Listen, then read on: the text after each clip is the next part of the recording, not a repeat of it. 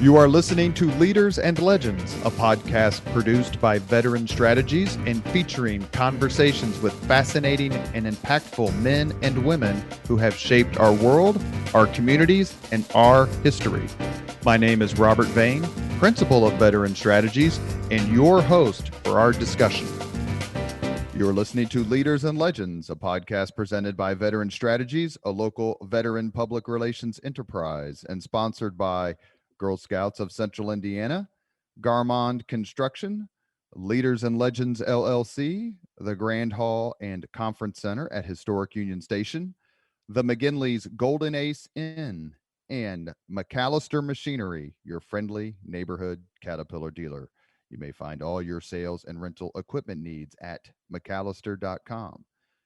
We are pleased to announce our podcast is now a member of the All Indiana Podcast Network in partnership with Wish TV. You may find Leaders and Legends at allindianapodcastnetwork.com.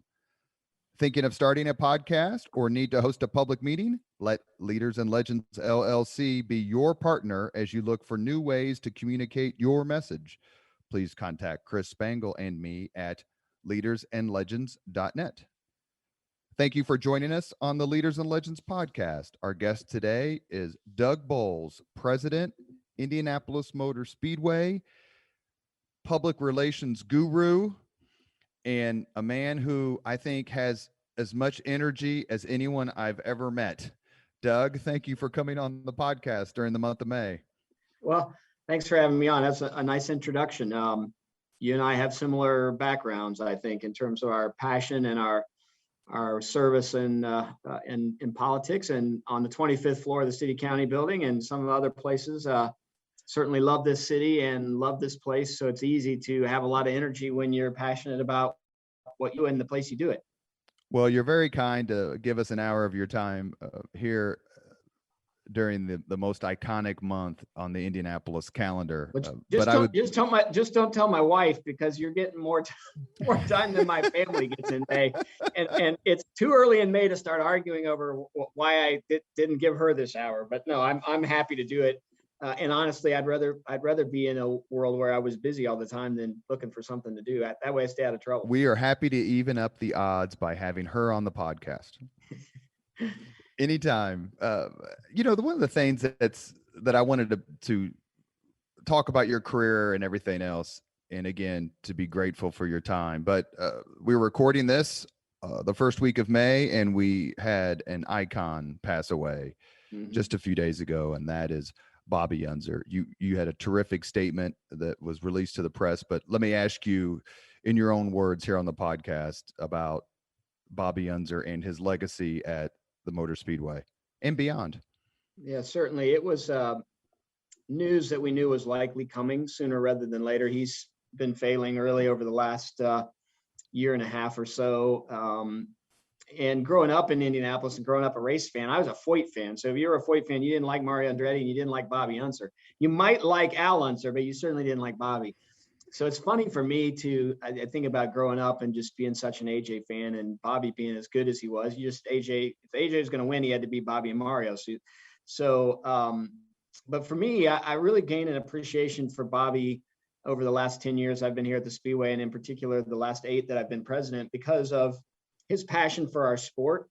His on-track piece speaks for itself. The guy could drive anything and win in anything. That was undisputed. And I might have argued that AJ was better, but Bobby would argue that he was better. And that was what I loved about Bobby. He was able to, he had this just bigger than life personality outside the car. He believed in himself like nobody you would know. I mean, to be a great politician, right? Because he just truly believed in himself. But what he loved more than that is he loved our fans.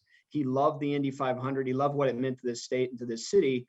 And he would call every year early in the year and say, "Hey, Doug, I'm going to come back. What can I do?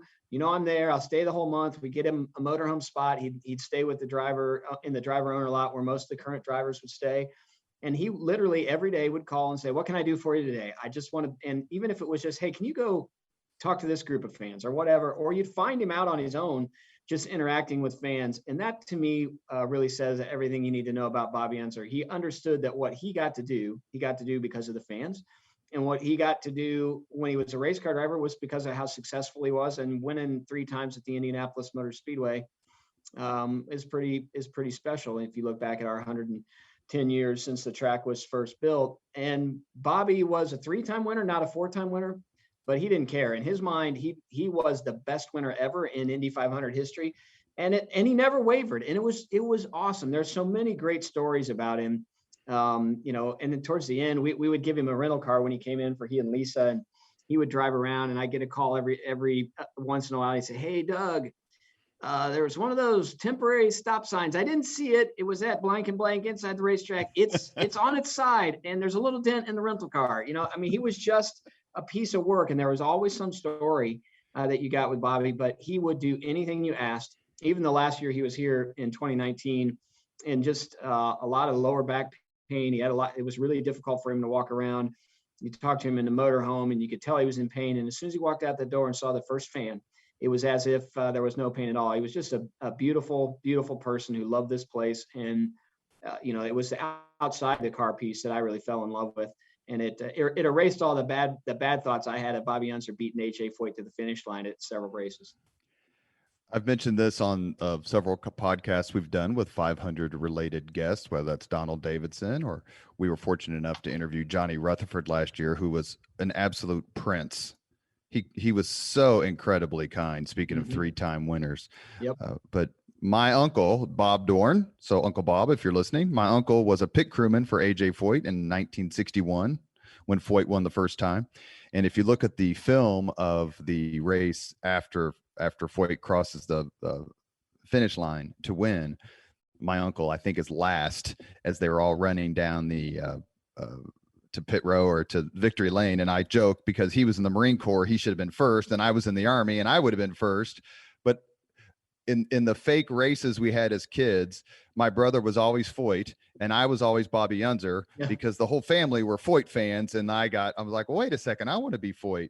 But when you look back at Unser's career, he doesn't take a backseat to anyone. I mean, he won everywhere and won the respect of everyone everywhere, and turned out to be one hell of a TV commentator too. And part of that was just that colorful personality he has, right? And he was never afraid to share an opinion, even if it wasn't going to be a popular one. He was never politically correct. I mean, he just spoke from the heart and what he believed, and he drove that way too. I was thinking about it yesterday when we were trying to figure out how to honor him as I was driving in yesterday morning. And the thing that's really cool about his wins is he won over 3 decades. Only 2 Indy 500 drivers have done that, the other being Rick Mears. But he did it in 3 vastly different race cars. And it really speaks a lot to the talent that he had, and frankly, the talent that race car drivers in the 60s and 70s had, to just go from one vehicle to the next, and especially to go from one vehicle to the next that was different and be competitive and win in all of them. His 68 car is one of the most iconic race car winning cars here at the Speedway. It was featured in Paul Newman's film Winning, and then to come here with Dan Gurney for so long and winning that Gurney Eagle in 1975, that's a completely different vehicle than 68, and then in 81 in a car that was basically sucked to the ground through crazy ground effects that they had in those days.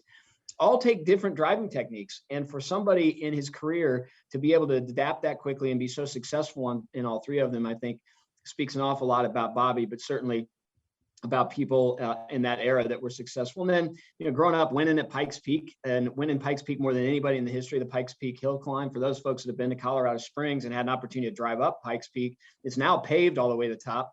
In the days when Bobby started running, it wasn't paved at all. And then it was only paved part of the way up. And you're 14,000 feet sideways with half a tire hanging off the edge of the mountain trying to get to the top. It takes a special person to do that, let alone a special person to do it quick enough to win it.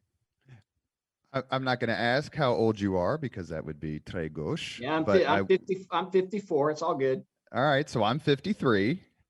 I'm not the president of the Indianapolis Motor Speedway. So I'll defer to your vast knowledge of the sport. But how lucky were we to have grown up in that era of the late 60s, 70s, 80s of IndyCar racing, and all these icons, some of whose names you just mentioned? Is it hard to compete with that era because of people like us and older who just remember when the Indianapolis 500 was replete with all-time legends. And that's no slam on the drivers now, of course, but Foyt, Johncock, Unser, Sneva, Ray Hall, the list goes on and on. Andretti, of course. Well, at the risk of not sounding like sounding like our parents, that I don't know that there was a better era for the Indy 500 and IndyCar racing. Now, my dad and Donald Davidson would argue that the best era was the 50s and 60s when the roadsters were really there, and these men that drove those cars, the risks that they took to drive those cars as fast as they did around the Speedway, and the engineering that went into building some of those cars in garages. But you and I got to see, and people our age got to see, this transformation of the sport that really went from those cars that were built in people's garages, they were towed in open air trailers, to what today is this unbelievably corporate sport.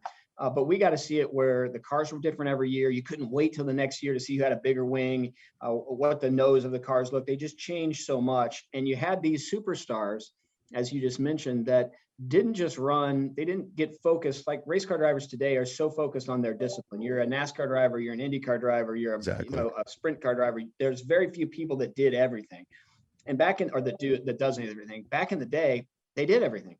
So we had this opportunity to see a guy that was really successful at the local dirt track winning at Indianapolis or in the IndyCar circuit in these cars that were spectacular and changed every year. The technology was changing so fast. It was just a great time to watch IndyCar racing. And for me, that is still the romantic era. Now, I could ask my youngest son, who's a senior in high school, and he's going to tell you that he's seeing the most incredible time in racing over the last 10 years as he's gotten to see Dario Franchitti and Dan Weldon and all these great race car drivers, Juan Pablo Montoya. So I think it's really a matter of where you grow up.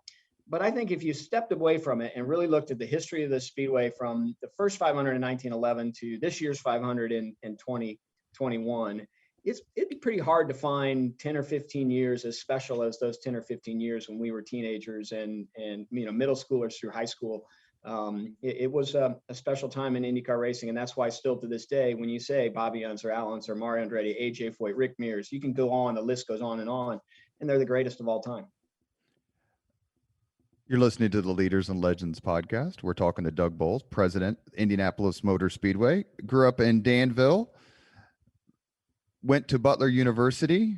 We just had Barry Collier on the podcast about a month ago, talking a little bit about, not a little bit, but quite a bit about the Butler run to 2 consecutive final games in the NCAA tournament. A, what were your thoughts during those 2 runs? And B, I know how much of a homer you are for Indianapolis. Mm-hmm. What did you think of Indianapolis's performance and the Hoosiers, generally speaking, performance as we hosted the entire NCAA tournament?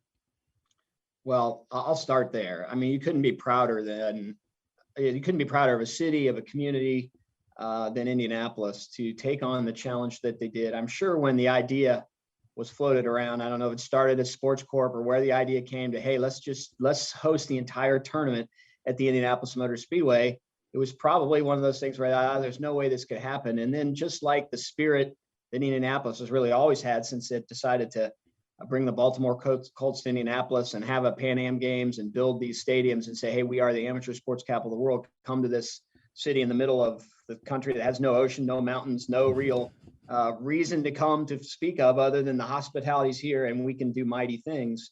I'm sure then that's when it became a challenge for our team. And we knew that we could take a crazy idea and turn it into reality and make the world pay attention and do it in a way that I don't think any other community could. So I'm really, really proud of the effort of the Sports Corp, of the city of Indianapolis, all of our hotels, the restaurateurs, everybody that's here that has to make that happen and make that Hoosier hospitality a real thing. It was fun to watch. And as a promoter of an event a little bit later in the spring, we certainly were hoping it would be as successful as it was, because that was a catalyst, I think, to beginning to get our life back to a more normal state. As it relates to Barry Collier and the craziness of Butler going to the final game 2 years in a row, I was actually on a cruise the first year and watching both games on a cruise and watching on the upper deck out under the stars, watching Butler almost beat Duke, which was a which was a crazy thing. And then I don't know how to tell this next story. The next story, I actually had started working at the Speedway. So it's 2011, and we asked Donald Trump to be our pace car driver for the 100th anniversary of the Indianapolis 500. And I was actually in New York when that game took place, because we were making the announcement official with the pace car in Trump Tower the next day. And I kind of gone through all the walkthroughs. I'd gone back to my hotel and watched the first half of the game, decided I was hungry because I hadn't eaten all day. There was a little Subway across the street, and I walked in and I knew something was wrong with the Subway. I couldn't find anybody. It just was small, didn't feel like your normal Subway, and grabbed a sandwich finally when somebody came in from outside to serve me. Watched the game, ate my sandwich, disappointed obviously that Butler just couldn't pull it off, and woke up a few hours later sicker than I've ever been in my life, which I attribute to food poisoning from the Subway. Well, I don't know if it's actually true or not, but that's certainly how I felt. And the next morning I was still sick, and I had to go to Trump Tower and work through. So I went over about 2 hours early to scout out where the restrooms were, because I knew I was going to need them to quickly get there if I was feeling ill. So I kind of scouted those out and was struggling to get through. And Jeff Belskis was the president of the Speedway at the time, and he showed up. I'm struggling. And at one point, Mr. Trump at the time said, "Hey, Mr. Boles, could you come upstairs? I'd like to go through the run of show with you," because we'd done a little walkthrough. And last thing I wanted to do was get on an elevator because I did not feel good. And he had the Golf Channel following him around. So we had a film crew with us, and we're on an elevator. And as soon as we got off the elevator, I asked where the restroom was. So do that, go back. It was just a really challenging moment for me. I don't know if that was a foreshadowing of things to come or what that was, but or maybe it was just severe disappointment because Butler for 2 years in a row doesn't win a national championship. But stepping away from that, looking back, for Butler University to be in the national championship game one time, let alone 2 times in a row, says an awful lot about Barry Collier. Says that the Butler way is a real thing. They're a blast to cheer for. I love that team because the kids just want to play basketball and they want to do it the right way. And Barry's been really committed to the right coaching hires, the right philosophy, the right culture. And I'm just proud to be a Bulldog. You mentioned the Sports Corp earlier when talking about hosting the NCAA tournament, and the greatest honor I've ever had professionally was working for Greg Ballard. And the president of the Sports Corp is Ryan Vaughn, probably the premier leader of his generation in this city, a phenomenal leader in all ways. He was chief of staff to Mayor Greg Ballard. The list goes on and on of people who have worked on the 25th floor and have gone on to do amazing things. Paul Okeson, Michael Huber, David Johnson, Susan Brooks. We can't name them all. It'd be the whole podcast. But you had the experience of working in the Indianapolis mayor's office for Stephen Goldsmith. What was that like, and how did that time in the mayor's office change your life and make you a better executive? Well, first of all, Greg Ballard was an amazing mayor, and he hired great people. And I think that's one of the things that all of our mayors have done, regardless of your party, dating all the way back to certainly Mayor Lugar, Mayor Hudnut. I mean, just giving passionate people an opportunity to make a difference and putting them in roles where they could succeed. And it's just continued through Steve, through Mayor Peterson, through Mayor Ballard. It's one of the things that set Indianapolis apart and really made us so special. My work with Steve is the smartest person I've ever been around. He had this amazing ability to not sleep. The guy didn't sleep. He worked 24 hours a day and take the most complex problems, even in a space that he didn't know anything about, and just understand them almost instantaneously and then help solve them. He was an amazing person. He loved policy. He loved to make a difference. He probably liked less than most elected officials the handshaking and the interaction with people, because he just wanted to get stuff done. He really didn't want to politic. But Steve was the first person for me. I started out, I was at the State House, and I actually worked for Steve in the prosecutor's office, and then went to his campaign, and then ultimately the 25th floor. That realized I was really passionate about motorsport and said, let's figure out a way to use your passion to make a difference for this community. He didn't like it that I left on weekends and went to a racetrack. He figured if I was going to go to a racetrack, it had to somehow benefit his administration and benefit the city of Indianapolis. So we started the mayor's task force to attract businesses to Indianapolis that were motorsport related. And our first team to come here was Walker Racing back in the day, and Simpson Safety Products and several others followed suit. So it allowed me to spend 5% of my time in the mayor's office thinking about what I loved the most, which was motorsport. And that really probably was the first point at which I really started building a network and an opportunity to find a way to work in motorsport full time. I left the mayor's office after helping get the budget passed in 1997, the city budget, and went to start Panther Racing alongside of Terry Langner and Gary Pedigo and Jim Harbaugh and a handful of other local businessmen who just wanted a chance to compete in the Indy 500. And we started a race team, and I haven't looked back really since October of 1997. I grew up and really, and I say that to say that Steve is my dad is the foundation for that, but Steve is the professional foundation that has allowed me to do this. I grew up about a mile from the speedrome, so you could have just gone over there on Kitley and handed out some Goldsmith swag on Friday or Saturday night. Yeah, I could have done that. Does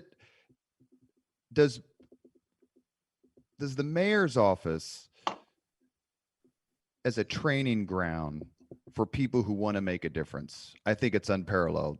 I mean, when you figure that Mayor Lugar's two chiefs of staff were Jim Morris and Mitch Daniels, when you go up there, or whether it's a David Frick or a Joe Slash, but is it fun being a part of that alumni, for lack of a better term? And when you see whether it's a Susan Brooks or any other names that we can come up with, and you have that shared experience, is that a fun thing to reminisce about? Because you can really get stuff done up on 25. Well, I would tell young people right now that as they're looking for experience, the greatest place to get experience is in a job like that. Doesn't pay a lot. The hours can be terrible, but the opportunity and the experience you get and the network you build, it to your point, is unparalleled. It is just an amazing way to learn, and it's an amazing way to make a difference, especially when you have a leader that wants to make a difference. It just really gives you an opportunity to get out there. I'm still, and I don't know if you feel this way too, but I'm still, Mark Miles is my boss. He's the president and CEO of Penske Entertainment that owns the Speedway and owns the IndyCar Series and our production company. And he also, really, his roots are in those 70s and 80s era politics in Indianapolis. When I'm around the names you mentioned, Jim Morris for sure, and even Susan Brooks and even Mark, I still feel like a staffer, right? I'm not worthy of those folks. And it's probably like a young race car driver right now feels when they're around Scott Dixon, right? I mean, you're just still a fan and you still have so much more to learn. So for me, it's, I've never thought about it as being in their club as much as I still feel like there's so much to learn from them, and the passion that all of those folks have had for our city, and the way and as much energy and effort as they've given to make our city, and in a lot of ways our country, depending on what avenue they took, better, is also is a great definition of what the Hoosier spirit's all about. I mean, we just tend to find a way to give back. I never worked for or with Mayor Goldsmith, but I did work with one of his proteges, Michael Huber, who I know very well. Yep. And I always thought that Huber was, he's now president of the Greater Indianapolis Chamber of Commerce. I always thought Huber was a bit of a mad scientist, which I assume that he got from Goldsmith. Is that something that you've brought to the Speedway? In other words, okay, we've never done these things, but we're going to do these things. And 2015 and 2020 are different than 1950 and 1990. Specifically, an example would be bringing the Rolling Stones to the IMS for a concert. Are you a bit of an experimenter and a tinkerer? And does that come from your background working with Goldsmith, who's certainly known as an innovator? And Mark Miles, too. One of the things that really stuck with me about Steve was the fact that he followed one of our most successful, maybe the most successful and popular mayor in the history of Indianapolis, and Bill Hudnut, and immediately Steve started talking about change. Steve wanted to make changes in government. Steve wanted to make changes in the way that we looked at public-private partnerships, the things that he was really passionate about. And people looked at him like he was crazy and said, well, why do this? Everything is good right now. And Steve's philosophy all along was, it's good right now, but it doesn't mean it always will be. And the best time to get yourself better, especially make a change for better, is when everything's good. It's really hard to change your direction when it's bad. So now is the right time to invest in change that allows us to continue this growth and not let it flatten out or decline. And that was really what Steve wanted to do. It wasn't change for change's sake. It was change because now was the right time to change, to make sure the long-term future was there, while still respecting the folks who had come before and put you in a position to do that. And the Speedway is an awful lot like that, because what makes us special is our history and tradition. Without our history and without our traditions that we have at the Indianapolis Motor Speedway, we're just another race at a 110-year-old facility. And that's not necessarily attractive. What is attractive is history and tradition. And it's made us where we are today. But at the same time, we can't just decide that's all we're going to do, because if that's all we're going to do, when I first started here, our average age of our ticket customer, not the person that attends, but the person that buys that ticket, was 54 years old. The next year, that person's going to be 55, then 56. If you don't change, you're just catering to that person that just continues to get older. And the problem is you're not backfilling that customer. And ultimately, when all those folks that are buying your tickets today are gone, you have a big void, and it's really hard to figure out how you attract those people. So we started things like the snake pit. You know, the real snake pit started in the 70s. It's this organic party that you and I might have stopped by once or twice as we were growing up. Probably ran through because it scared us. And we created one that was a little different. So it offended some of those folks who started in the snake pit, but it also attracted a brand new customer in a young adult under the age of 30. And it's the best marketing tool we have right now for a young adult under the age of 30. An event like the Rolling Stones bringing 55,000 people to the Indianapolis Motor Speedway, not for a race, but for a concert, many of whom had never been here before. Now I know their name, I know their contacts. I can start talking to them about our events here. I can try and convince them to come enjoy the Indianapolis 500, which is our bread and butter, or the Brickyard Weekend, which is our second biggest revenue producer, not just for here, but for our whole local economy through hotels and all that it puts back into the city. So you do have to sort of think about it in a completely different lens, but you can't forget the history and tradition. It's 500 miles. It's a yard of bricks. It's 33 drivers. It's a glass of milk at the end of the day. It's back home again in Indiana. It's taps. It's the way you celebrate all the men and women who've served, but more importantly, the men and women who've given the ultimate sacrifice. Those things have to be there. That's so central to your DNA. If you take it out, it's like going from old Coke to new Coke. We're not doing that. We're just trying to make sure we take what's super important. The further away that you get from that DNA, that's where you start messing with things to make it better, to attract that next generation. And you can have hard conversations with a customer. I call 10 customers every night. I say, and that's my politics days, right? It's the constituent. Right. Calling just to say, we don't get to celebrate the Indy 500 in 26 days without folks like you. And then I get a chance to talk to them. And some of them don't understand why we did the snake pit, or have a question of why are you doing this and not what you used to do. And when you start explaining it to them and you really put it in the context of, look, do you want your kids and your grandkids to fall in love with the Speedway and carry it, let's cherish it as much as you do going forward? Oh, absolutely, I do. Well, then we got to change enough so it interests them. I'm not going to take away the things that really make it special. We're just going to change the things to help us bring in some of that next generation of fan. And that's really what it's all about.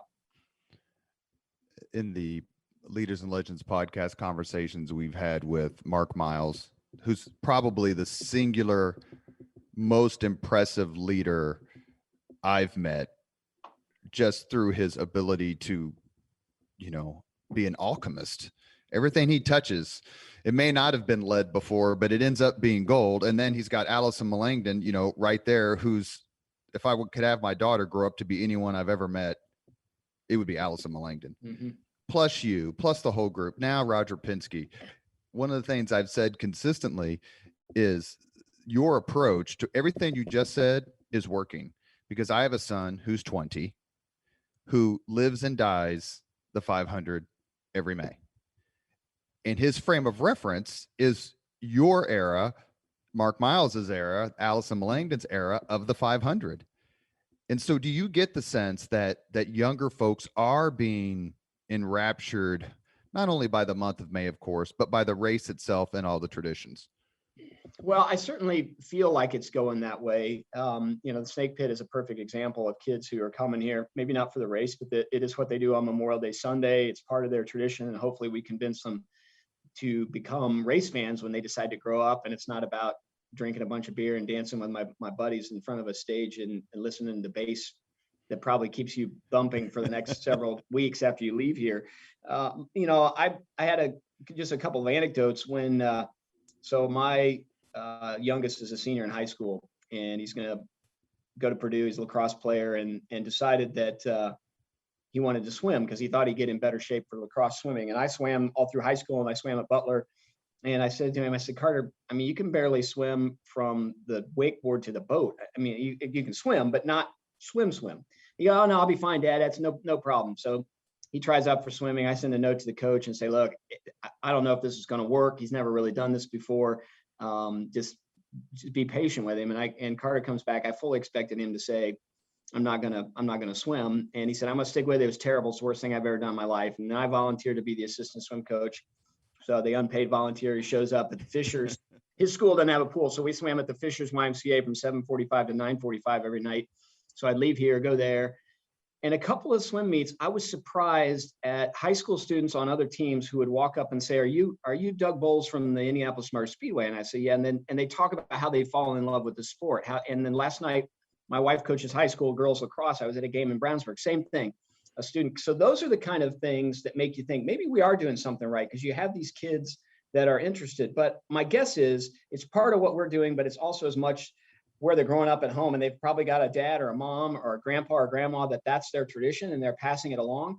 But if it were just your normal grandma, grandpa, mom, or dad tradition, it doesn't work. It's got to have enough of that youth element in it to make it to make you really connect. And that's one of the things that I love about our place here is, got Mark and Allison and I all in, I'm 54, Allison's about my age, and Mark's a little older than both of us. And we've got a bunch of young people around, and you have to listen to the young people. You can't just say, here's what we think we want to do. You have to give them an opportunity to tell you how to connect to that group.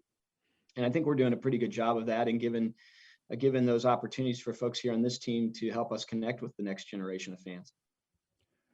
You are listening to Leaders and Legends, a podcast presented by Veteran Strategies, a local veteran public relations enterprise, and sponsored by Girl Scouts of Central Indiana, Garmond Construction, Leaders and Legends LLC, the Grand Hall and Conference Center at Historic Union Station, the McGinley's Golden Ace Inn, and McAllister Machinery, your friendly neighborhood Caterpillar dealer. Our guest today is Doug Boles, President, Indianapolis Motor Speedway. It's a busy month for him. We're very grateful for him to give us some of his time today. Is there a Hoosier leader or legend you particularly admire, Doug? Well, obviously, we talked about Steve. I mean, Steve Goldsmith for me is just having had an opportunity to really work alongside him in the prosecutor's office, then as he was running for mayor, and then as mayor. And honestly, maybe even learning more from him when he ran for governor, and Frank O'Bannon ultimately won that election. But just really the way that Steve accepted defeat, and the way he really realized that the state was still going to be in good hands. And I just really I got to see all kinds of angles of Steve, and his work ethic was unbelievable. The guy, like I said, I don't think slept, and he was an early adopter of technology.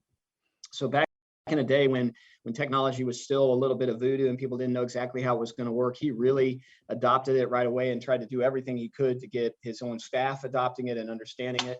And I think that was one of the things that really made him so successful, as he just was able to be open-minded about an awful lot of things. So still to this day, I kind of look up to him. In terms of an entrepreneur, a local guy named Terry Lingner, who was a television producer at ESPN, who spun off and did his own Lingner Group Productions and did all kinds of television production and motorsport in the 80s that really transitioned and transformed the way we consume motorsports.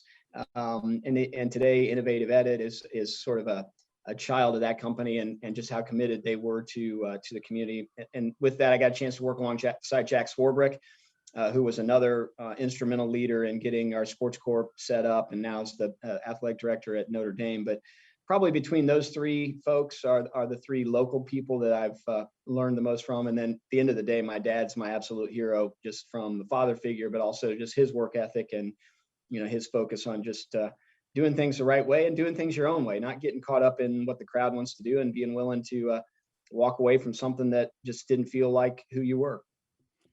You mentioned Mayor Goldsmith as someone who works 24/7, hardly sleeps, always looking for a new way to do things, embraces technology, has been enormously successful.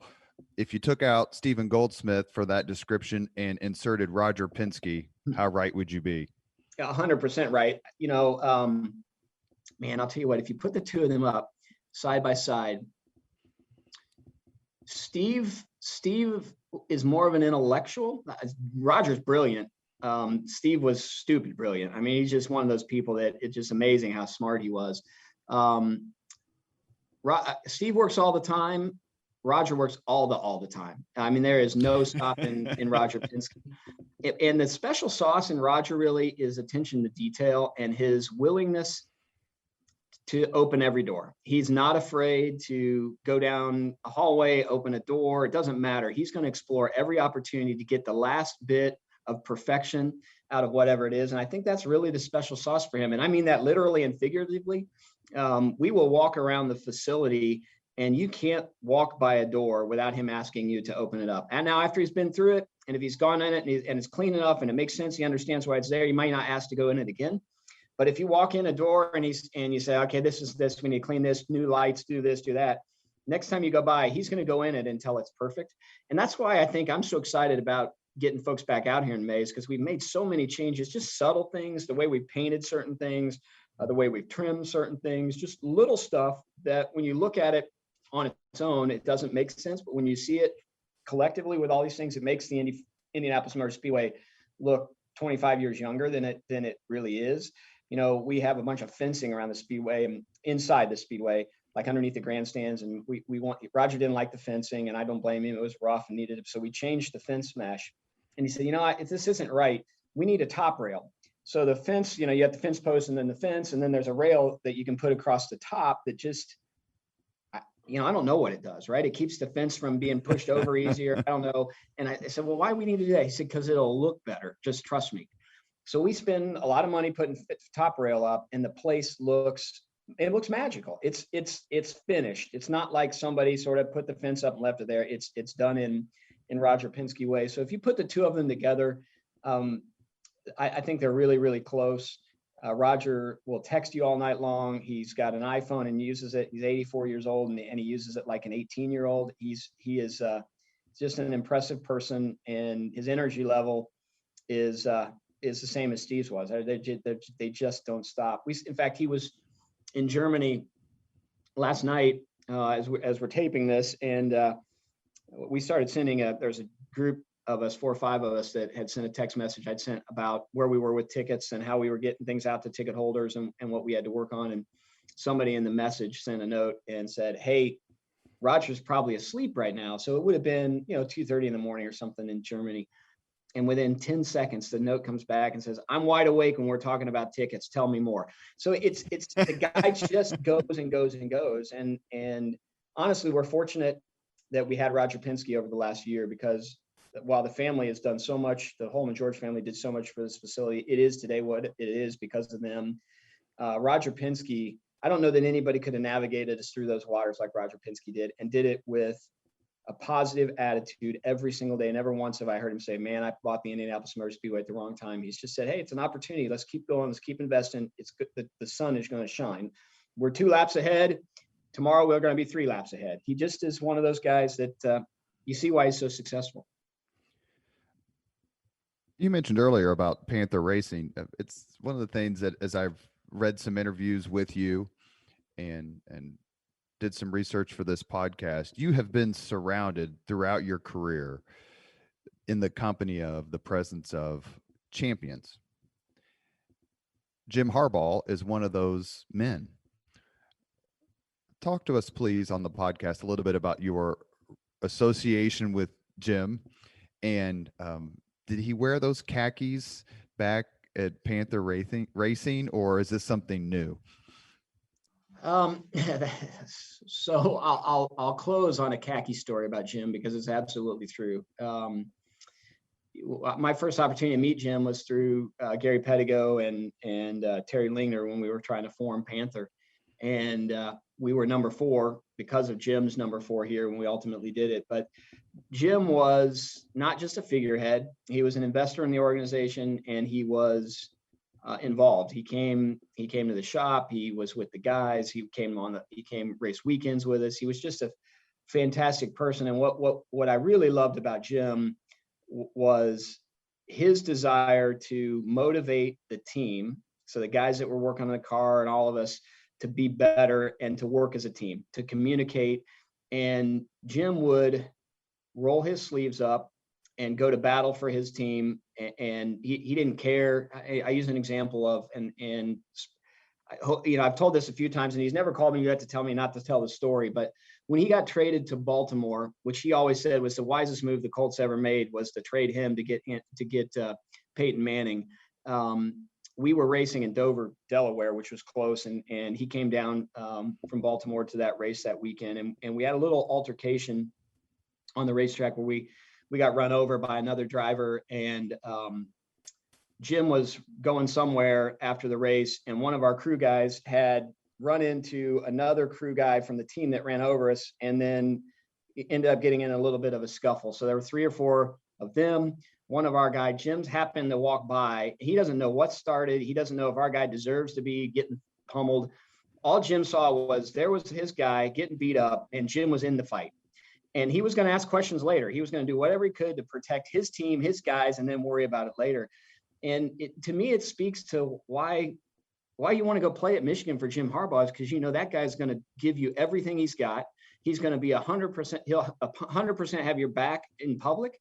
And if and then he may disagree with you and talk to you about it separately.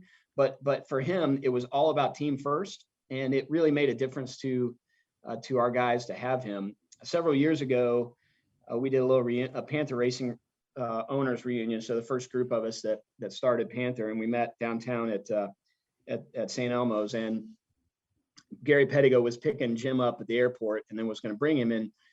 They're like 10 minutes late, and we haven't heard from him. We get a call from Gary who says, "Hey, we just landed. Jim didn't pack any clothes. He needs to go to Walmart to get some Dickies and some polos so that he can get through the next 2." He was in for the NFL Combine. And literally, they went to the Walmart in Mooresville, and he bought his Dickies for the week while he was going to be here, and the black polos or whatever he wore. And they ended up showing up at about 45 minutes late to dinner because Jim had to go buy his clothes he just didn't pack. He just knew what he needed. He knew he could get his Dickies at Walmart. So it's an absolute 100% true story about him. We've talked a lot about the race and the 500 and the Speedway and all that. But as a kid growing up in Danville, for you to even get this opportunity, what has this opportunity meant to you? I remember when I had a chance to work for Mayor Ballard, I never, ever thought that I would have a chance to work for a Republican mayor of Indianapolis. Like, it was shocking. And it changed my life. For you, you've attended the race, you've driven past the track, you're in love with racing, and someone calls you and says, "Hey, we need you."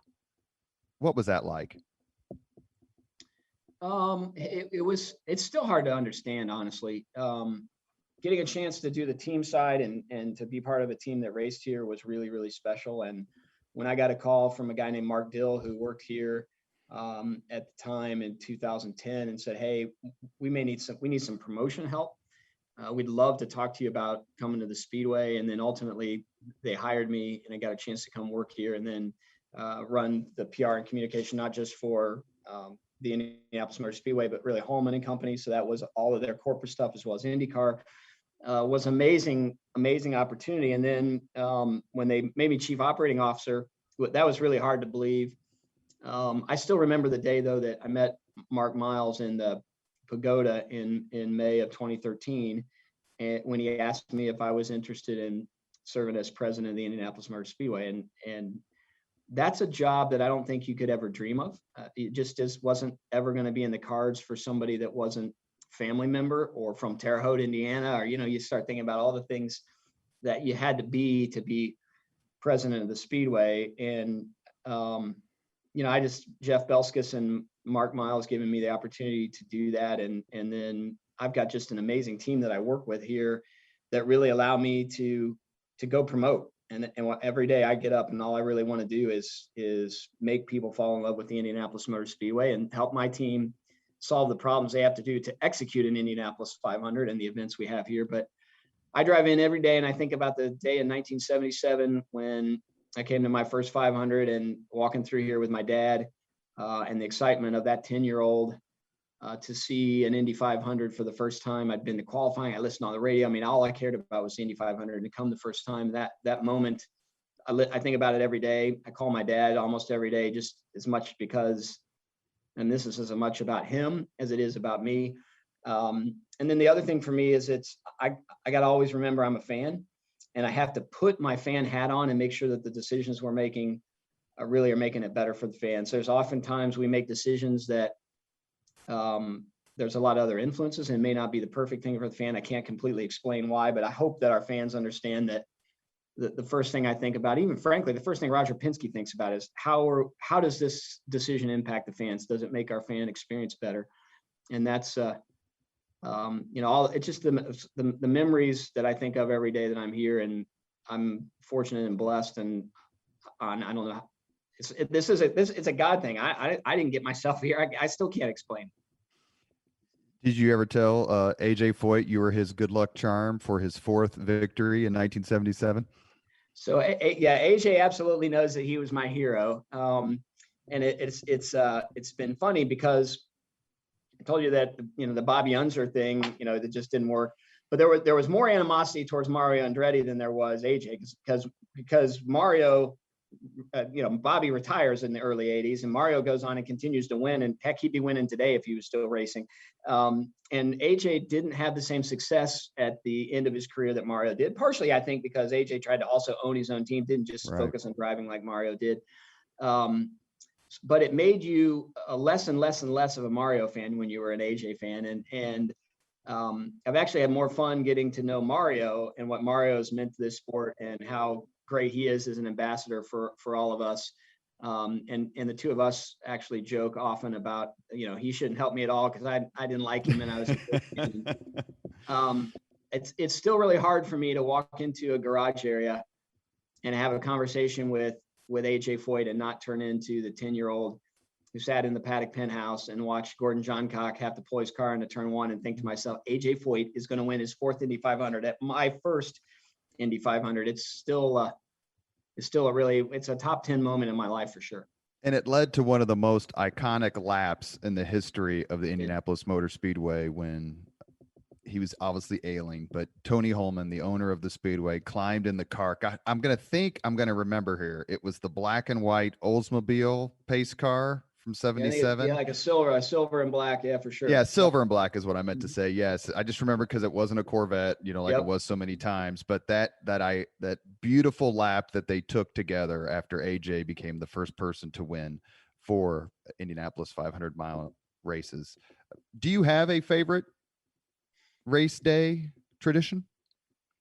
Oh, without a doubt, I have a favorite year-long tradition. It's the 90 seconds that is back home again in Indiana, and I think it's because it marries perfectly my love for this race, my love for this event, and my love for our state and our city. It's all right there, and it couldn't be any better. And when you think about it, that all of a sudden Indianapolis, Indiana is on an international stage and everybody's eyes are paying attention to this little race called the Indianapolis 500. And there's this song, Back Home Again in Indiana goes. And it's, for me, really, that is the Christmas moment. And when Back Home Again in Indiana is sung, and then the command to start engines. And at some level, once the green flag drops, it's like, oh man, I got to wait 365 days to do all that again. It's that lead up that is what makes the race so special. So for sure, it's Back Home Again in Indiana. I get a chance the last, 8 or 9 years to drive one of those event cars that's in the front of the grid. So they're like 4 cars that drive, and then the 2-seater, and then the pace car, and then the field. And I stand outside the car with just tears streaming down my face as Back Home Again in Indiana is being sung. And then I get in the car and try and wipe those tears off and run 140 miles an hour down the backstretch, to get the car off the racetrack so that the field can come around. So it's definitely Back Home Again in Indiana. I remember when I was in the Army, it was back in the late 80s, and I was stationed in New Mexico. And for the first time in my life, I could watch the race live. I wasn't even paying attention. I flipped through the channels and caught the race. I'm like, oh my God, that's right. It's not blacked out. But I caught it. It's delayed. We don't black it out. It's delayed. Thank you. I'm very sorry. And I caught it just a few moments before taps started. And a sergeant walked past my door and banged on the door and goes, "What are you watching?" And I said, "Come in here." And he watched taps, listened to taps as it was played. That's my favorite 500 tradition. But to be in a military facility in an Army barracks and hear taps, and this sergeant was a Vietnam veteran, was a special moment because of the absolutely brilliant and poignant way that the Speedway and its hierarchy and the race honor veterans. How critical is that part of not only race day, but the entire month of May? So if you made me pick a second favorite part, it's the way that we honor the men and women who serve, and those, especially on Memorial Day weekend, who paid the ultimate sacrifice. It is amazing to see the men and women who are in uniform as they march down pit lane, and this sort of raucous crowd who can't wait for a race and maybe has been drinking beer since the gates have opened, get silent and stand to their feet and clap in this slow wave as these men and women march by in respect for what they're doing, but really in respect for all of the men and women who serve to keep us free. And without those moments like that, I don't think the Indy 500 is what it is. It was Decoration Day when they first had the first Indy 500 in 1911. It's now Memorial Day weekend. It is central to the way we celebrate, and it really starts the weekend before in qualifying, where we do a military weekend, and we do an enlistment ceremony where young men and women who've made the commitment to serve our country in all branches, including the Coast Guard, come in and take the oath of office, and then get shipped off to some basic training camp. It really pays tribute to what the weekend's about, and it's something that is very Midwestern. It's very, very patriotic. It's a lot of what in some ways our country isn't right now. It's an opportunity to just pause and put politics aside and everything else aside and say, we don't get to have all these crazy arguments with each other. We don't get to be on the left or the right, the left wing or the right wing, without the men and women that have fought and died for us over the last 200 plus years.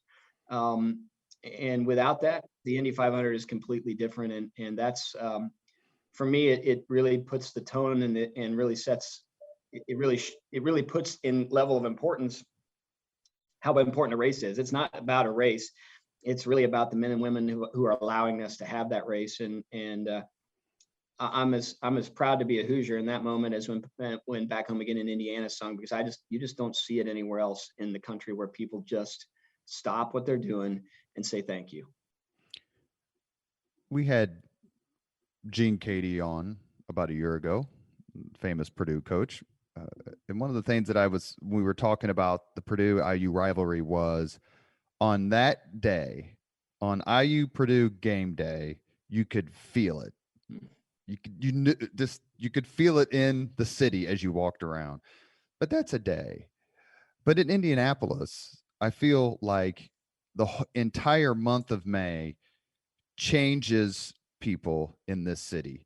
They have something to look forward to, either to watch or to attend, someone to root for, something to reminisce about. Is that how it feels inside the Speedway? Like, okay, we have 11 months, and no disrespect to the other races, obviously, but now it's May. As the calendar turns, look what we've got to look forward to.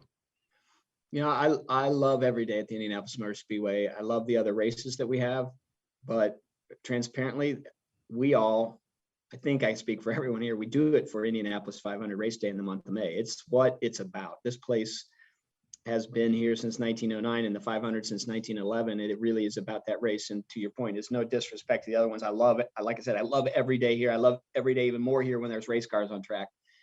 but it is about what happens in May. And that's why the other racing series want to come race here, because of all the history that May is, and that May's created here.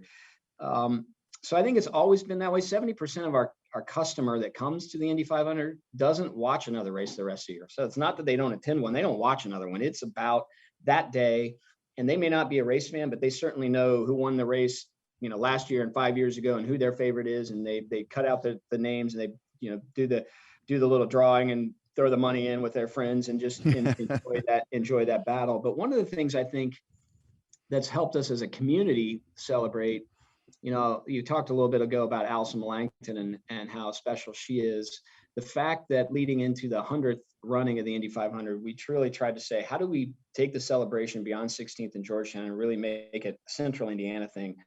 And so all of the things that we do to promote the community feel inside Indianapolis doesn't necessarily sell a ticket, but what we, at the end of the day, want Indianapolis residents, Indiana residents to say is, I'm not a race fan, but I'm proud the Indy 500's here. I'm proud the Indy 500 happens every year, and I love the way that they do things, and the way they connect to community. So whether it's our porch parties, or working with the Arts Council, or all the different things we do to engage the community, and even segments of the community who aren't race fans, but try and engage them in a way that they can help celebrate alongside us, I think is really important to making this race feel like a big deal for those who come here. And to making this community say, hey, you know what, this is always a good sign when we come together in this great community spirit to celebrate a race, but also to celebrate the fact that we've survived another Indiana winter, and summer's around the corner. A couple of the other guests that we've had in our last few minutes here, Leaders and Legends podcast, we're talking to Doug Boles, Indianapolis Motor Speedway. I brought this up when our friend Jim Voiles was on the podcast, Mr. Super Lawyer and good friend, and Fritos addict, I will say. Also, when Robin Miller came on, we just posted a podcast with him and Bill Benner, is how the 500 has not been diminished by anything else. 50 years ago, if you would have said, not only do we have an NFL team, but we are going to host the Super Bowl, meaning Indianapolis, and completely redefine what it means for the entire NFL to host a Super Bowl, or the Pacers and their success. The list goes on and on, everything that's happened in this city with sports. But the 500 in the track remains just as iconic then or now as it was then. Is that part of the allure of it, that no matter what else happens in the city, whether it's sports or anything else, every other success, there's still West 16th Street? I think it still takes work to keep West 16th Street. I do think that's why over the last 6 or 7 years, our focus has really been on how do we maintain that connection with the fan, and then how do we go out and find that next new fan. Because there are so many different things to do, not just the sports you talked about, but just entertainment in general, and the ways that people get their information. And there's so many reasons now to stay at home and play games or whatever it is that kids want to do, that it's important to continue to work at it. But I do think part of the fact that it's continued to be there is because even people like the Colts and the Pacers and the Indians and the sports corp folks, all of the professional sports organizations in this community, we take care of each other. I want the Colts to be I want them to be as successful as they can be. I want them to sell out every game and have all the sponsors they can get. Same with the Pacers. And we're a small community, and a lot of communities that are lots bigger than we are, those sports franchises inside the community compete against each other. And we have this unique way as citizens and corporate partners in Indianapolis to encourage each other and help each other. And it makes it easy for me to be a Colts fan, even though I'm promoting an event, maybe competing for the same entertainment dollar that the Colts are, and the Pacers. And, even through this pandemic, our community, sports community, has gotten on a Friday call together and shared information as a way to how do we help each other? What can we do as not the Pacers and the Colts and the Indianapolis Motor Speedway, but how do we as a community together, help each other come through this? And I think it's that spirit of goodwill that we have toward each other that really has allowed the Indianapolis Motor Speedway and the Indy 500 to be, to continue to be what it is, and for our other sports franchises to thrive. Because in a community that's generally pretty small for the number of professional sports that we have here, I think the reason it works is because we all try and help each other out, and we just haven't, the people that live in Central Indiana have an amazing corporate spirit to help make sure we're successful. So when you're sitting at a Pacers game and the other team has the ball and you hear the racing noises piped over the PA system, big smile? Yeah, it's a really big smile when we can partner with somebody like that, and we can be a sponsor of theirs, and then they use our TV production team to help do their home games. I mean, there's a lot of synergy between all of the organizations. It's funny you mentioned the Pacers game. I'm really careful that if we bring guests to our suite and we have floor seats every once in a while, that I'm not bringing a guest who wants to root for the other team, because occasionally you'll have somebody say, "Hey, we're coming in town and the Mavericks are playing. Can we go to the game?" And we're like, "No, I'm not taking anybody into that place that's going to wear a Dallas Mavericks jersey with me. I don't want to be associated with anybody but somebody that's going to wear a Pacers jersey." And I think, same with the Colts. I don't want to go to a Colts game with somebody that's there to root for the Bengals or the Steelers. It's about supporting our home team, and we take that just as personally as we would if somebody came in here and said, they were coming here to make fun of IndyCar racing because they like some other kind of racing better. And I can say that's true from the Pacers standpoint, because I had a client from Miami who wanted to pay big money for 4 floor seats for a Heat Pacers game when LeBron was in Miami. And an unnamed person very high up in the Pacers hierarchy said, "No, Yep. We'll eat the tickets. We're not selling them to a fan of the Heat." We have reached the point in the Leaders and Legends podcast where we ask the same 5 questions of all our guests. Mr. Doug Boles, are you ready? I am. What was your first job? Well, other than cutting lawns, my first real job was detailing Chevrolet cars as they came into Dugan Chevrolet on the west side of Indianapolis in Danville, Indiana. It was one of the most fun jobs I had. I got to work alongside a guy who detailed cars his whole life, and he said, "You're not a car washer, you're a hydro engineer." So that was my first job. I had a blast. 1982 was the year that the Camaro was the pace car here, and I couldn't wait for those Camaro pace cars to get delivered to Dugan Chevrolet and get to pull the wrappers off the inside and get that car cleaned up to sell. Number 2, what was your first concert?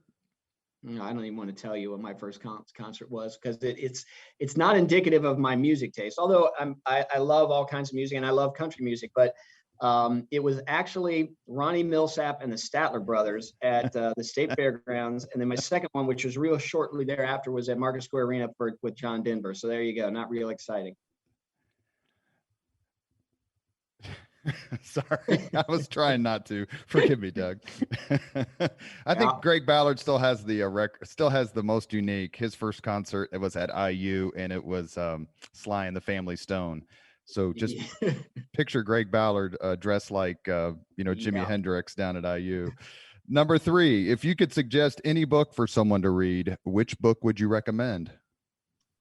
Well, I don't read it enough, but certainly the Bible is one that I would definitely recommend. And then if you're looking for something that's related to our history, there's a great book called The Aviators that is about Eddie Rickenbacker, Doolittle, and Lindbergh, and how those 3 lives and their passion for racing cars and flying airplanes impacted us into World War II. And it's a fascinating story.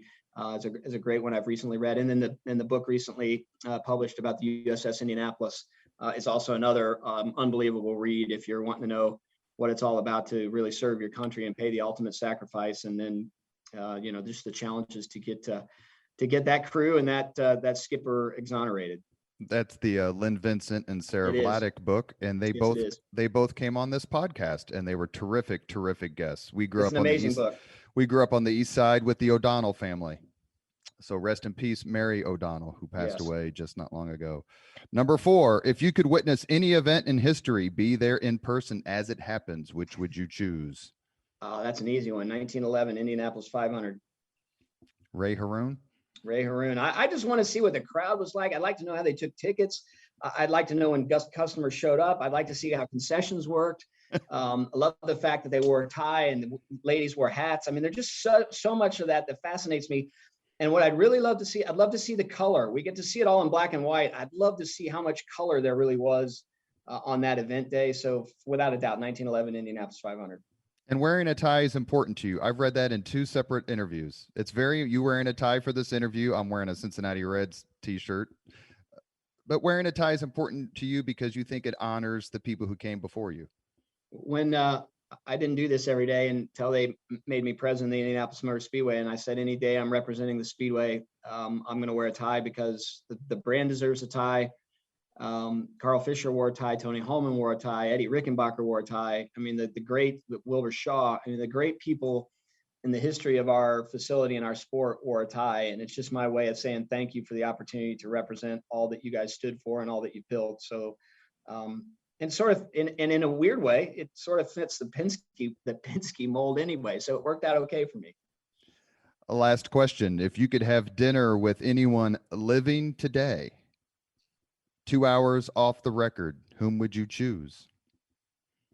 So this is a really weird one. And I've had this question before, and it's the first name that always comes to mind. And most people are going to think it's nuts, but this goes back to somebody that's willing to take chances, somebody that's willing to try something new, and somebody that's, cutting edge in entertainment, maybe in sport, and has an opportunity to connect to youth. But it's Paul Rabel. I love lacrosse because our kids all did lacrosse, but I love how he's taken lacrosse from a sport that outside of the Northeast, people didn't know what it was, and turned it into a professional sport. It's got it on television. Just watching him over the last few years has been pretty fascinating. He actually was on the grid for the Indy 500 in 2019. I had no idea until he tweeted about it, and I'm so disappointed I didn't get a chance to meet him. But I would just love to talk to Paul Rabel, just a young sports executive who's out doing something pretty impressive, and I just love to know what makes him tick.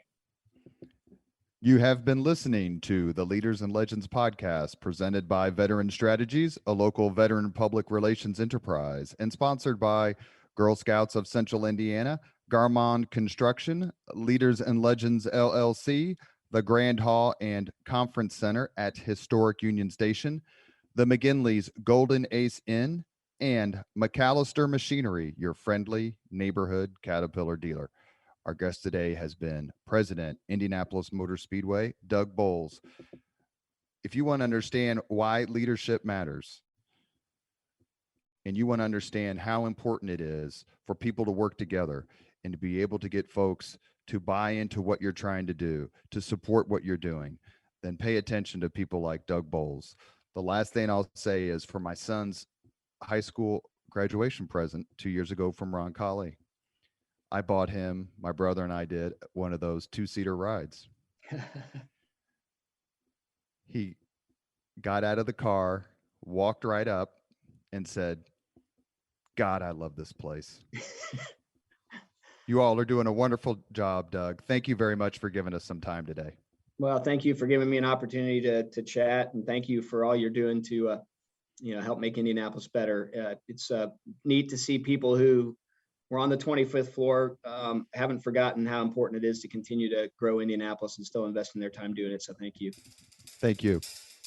Thank you very much for listening to Leaders and Legends, brought to you by Veteran Strategies Incorporated. If you want to contact us about this program or our menu of public relations services, please send us an email at robert@veteranstrategies.com. That's robert@veteranstrategies.com.